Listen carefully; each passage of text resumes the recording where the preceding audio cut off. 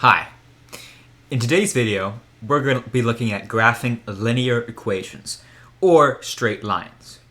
In the previous video, we saw that we could take an equation like y equals x with two variables and transform it into a graph crossing this coordinate plane. In this case, the graph looked a lot like this.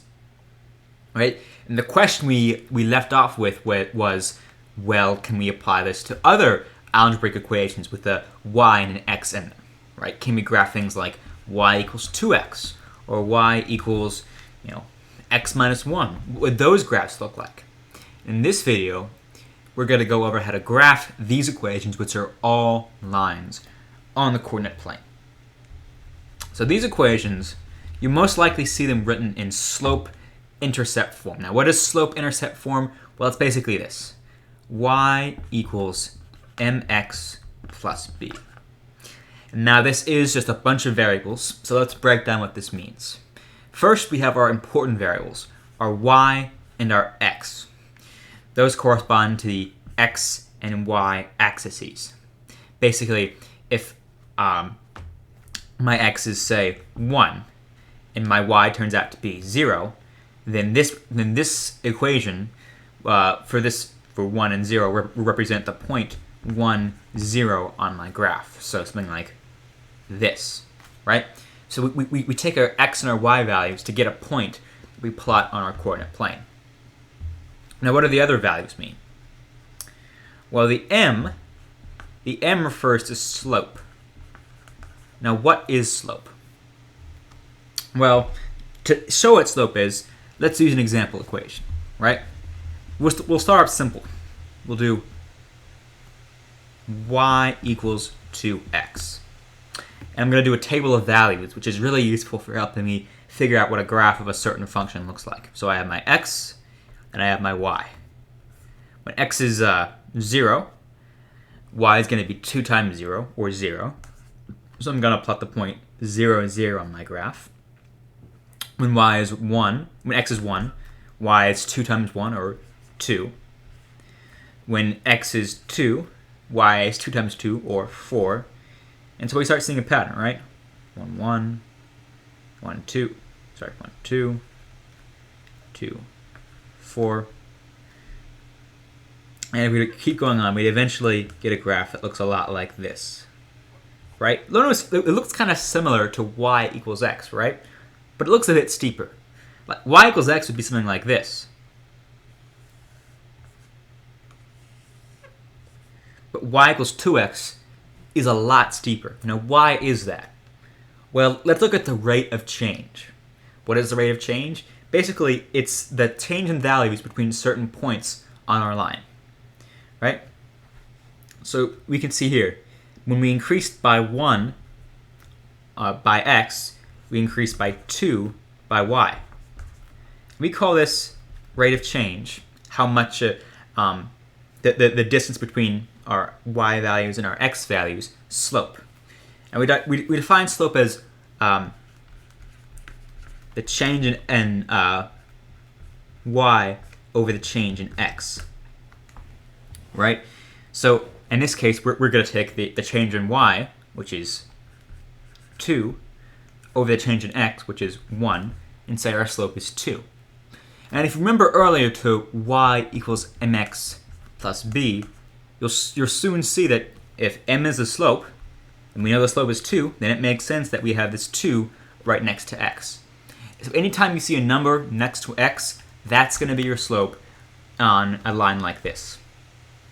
And the slope, or the rate of change, whatever terminology you want to use, when we graph it, that represents how steep our line is going to be, how fast it's going to be increasing, right? So y equals x, right?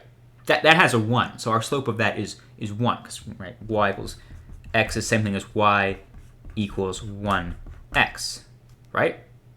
But with a greater slope, a 2 instead of a 1, our graph is going to be significantly steeper. So that's 1/2 of our equation explained. The other important path, if we'll do it again, is we know what y and x are, You figured out that m is the slope and what the slope means. Now what's this b doing here? Well, that b represents the y-intercept. What is the y-intercept? Good question. And again, we're going to figure out what it is and what it means by using a sample equation. Right? So we're going to do y equals 2x minus 1. So here we can say, okay, the slope is going to be 2. But I don't know what this 1 is going to do, or what it even is. I know it's the y-intercept, but what does that mean? Well, again, we're going to start by making a table of values. When my x is 0, 2 times 0 is 0, minus 1 is negative 1. When my x is 1, I have 2 times 1, minus 1, which is 1. My x is 2, I have 2 times 2, which is 4, minus 3. And if I wanted to check now, I would still see that my slope would be plus 2 plus 1. It'd be 2 over 1. So my slope is still unchanged by this negative 1 here. But obviously I have different points. Now how are these different points going to change the arrangement of my graph? Because originally, if you remember what we just graphed, x equals 2 looks something like this. A bit steeper than this, actually. Probably something like this. Yeah, this is better. Something like this, right? How is this new addition of this negative 1 going to affect the shape of our graph? So this is y equals 2x. Well, let's plot our points.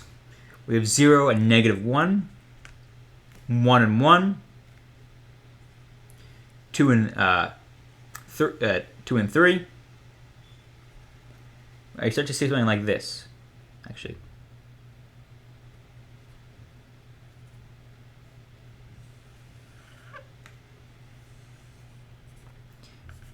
This is y equals 2x minus 1. So, as you can see, it looks very, very similar to our original graph, y equals 2x. Incredibly similar. The only difference is it's kind of shifted here a bit. Now, why is that? That's because of this negative 1. If you notice, this graph, y equals 2x, crosses the origin. But this one doesn't. This one touches the y-axis at negative 1. So essentially, this graph is shifted down by 1. And that's what the y-intercept means. That basically says, where is this graph on the y-axis? And that number will tell you that. So if this number is, say, 7, then that means that this graph touches the y-axis at 7, right? So it'd be right around here. If this was negative 8, I mean that this graph touched the y-axis at negative 8, so this would be around here. So now that we have those two properties, our two y equals mx plus b, how do we actually go about graphing equations? Well, let's do some practice. Let's say I have something like this. Y equals 1/2 x minus 3. Now, that might be saying, 1/2. What on earth is that value? That value looks scary. Don't worry. Don't worry. This 1/2 is not nice and easy, and it's nothing to be afraid of. Now, remember, this is our rate of change, our rise over our run. Right? When we had 2, that basically meant we went up 2 values by y every time we went over 1. So for 2x, right, y equals 2x, we go up 2 over 1. Fractions, we follow the same process. This basically means, right, rise over run, I go up 1 over 2, up 1 over 2. But before I start graphing that, I'm always going to start with the y-intercept. In this case, it's a negative 3, which means I have a point on my graph right about here, because I know this line intersects the y-axis at negative 3. Now I'm going to use my rise over run. I know I go up 1 over 2, up 1 over 2, up 1 over 2, and I see I have something like this.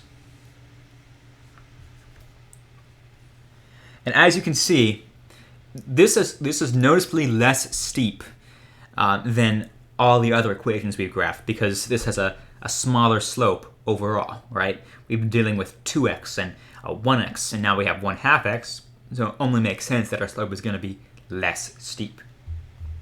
Let's do another one. So we have something like y equals negative 3x plus 5.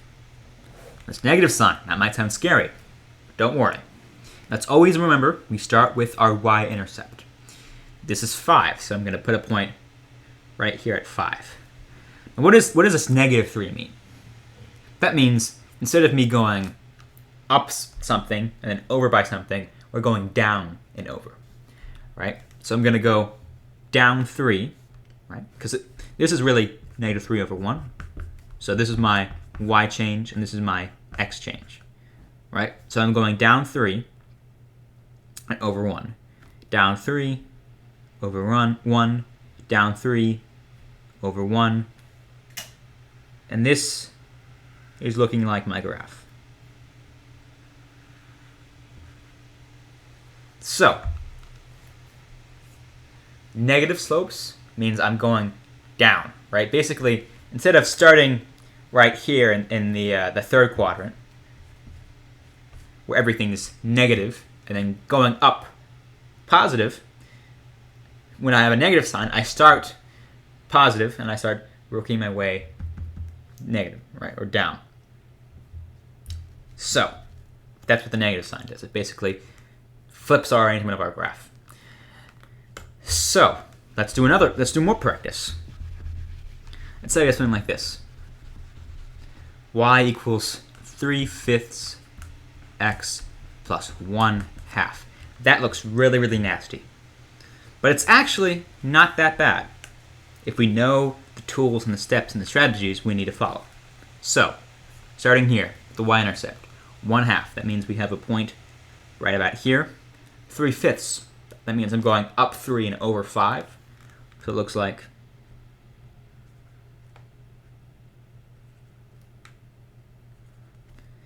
this.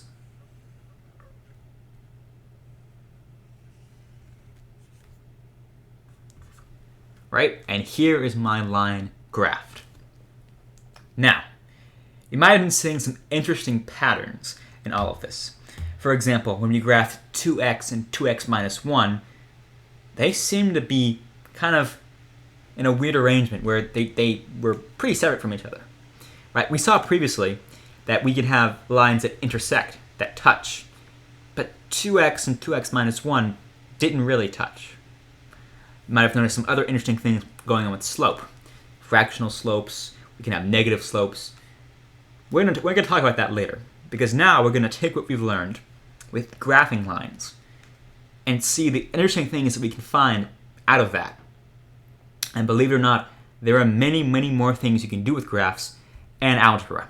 And we're going to talk about that in the next video. But that's next video. Anyway, if you want to take away from this what you will, two main things. Slope-intercept form, y equals mx plus b. Right? You have your x and your y values representing points along the graph. Then your y-intercept, which tells you where am I along this line. Plot that point, then plot the slope, which is just rise over run, and you've got the shape of your graph down pat. You do that, you can graph almost any line you come across. But that's all I have. I hope this video was helpful, and I hope you have a great day.